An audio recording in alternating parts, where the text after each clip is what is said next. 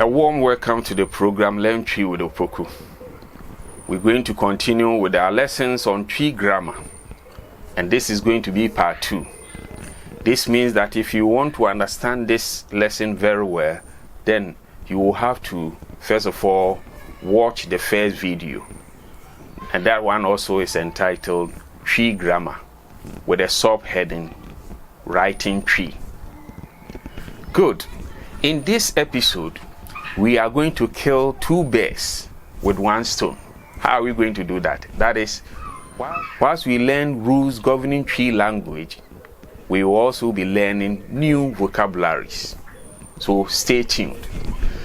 Good. Let's go straight to the 6th rule. The 6th rule is that when this pronoun, ono, that is he or she, when ono meets a verb in a simple perfect tense, the ono changes totally to we, that is w. For example, let's see how ono will change when it means a verb like that is to see. To see in a simple perfect tense will be have seen, and in tree have seen will be what? That is in a simple perfect tense. Good. So if I want to say he has seen ono this is how it will be. We'll have ono and then and in this case the rule says that ono has to change to what? Where, w. So in this case we will get that is he has seen or she has seen. So that is the 6th rule. When ono means a verb in a simple perfect tense, ono changes to what? W or where. Good. Now, let's take another verb like say rise. Rise.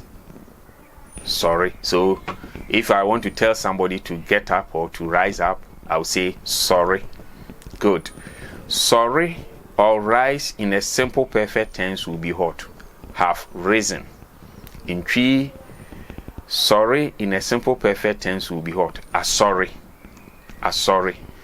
So if I want to say he has risen will be, as you know, ono has to change to what? W. So in this case he has risen, we'll get ono plus sorry, and we'll get what? Wasori. Good. Now let's go to the 7th rule. The 7th rule states that when these 2 pronouns, that is yen and one, when yen and one, that is we and then they, when these 2 pronouns, when they meet a verb, any verb, then they lose the n that ends them. For example, let's take yen and then match it with a verb like say that is to see. So if I want to say we see, this is how it will be. We'll have yen plus that is see. Yen plus the rule states that yen should lose the n, so it will be ye together with what? So at the end we are going to get yehu, which means we see. Good. If we take one and then we match it with the same verb, then this is what we are going to get. 1 plus we are going to get wo because the n will vanish. So we'll get wo wohu, wohu. Good. What makes this rule a little bit difficult is when you are matching these two pronouns with a verb in a simple perfect tense. For instance, let's take yen and then match it with the same verb hu in a simple perfect tense. Hu in a simple perfect tense, as you know right now, is ehu, ehu. So if we want to say we have seen, okay, yen is what? We have seen, that is ehu. In this case, yen will lose the n, and then we add it to what? Ehu, ehu. So we get what? Yehu, yehu, yehu. But because here the a is a little bit silent, most people forget to write the a, and then they write ye, and then they add hu. If you say that yehu and you don't bring the a, it means that what you are saying is not in simple perfect tense. You understand? That one says yehu, that is we see.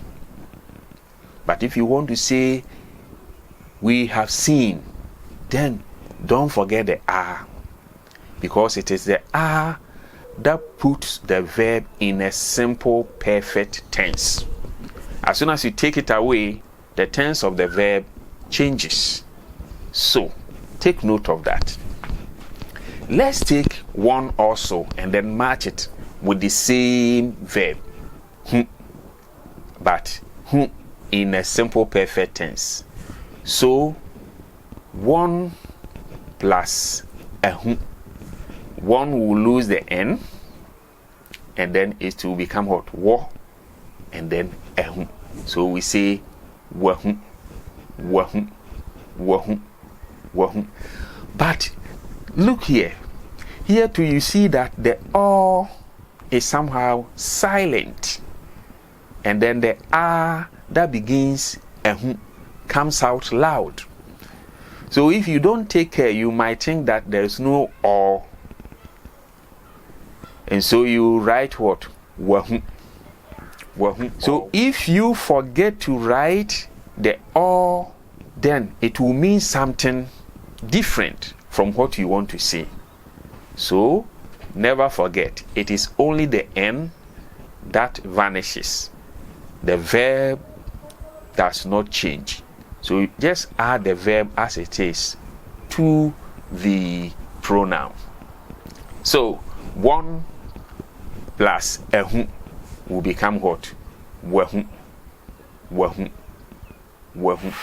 Good. This is where time will permit us. So we'll end this part here.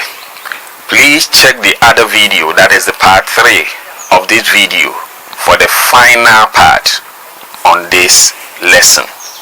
Thank you for watching.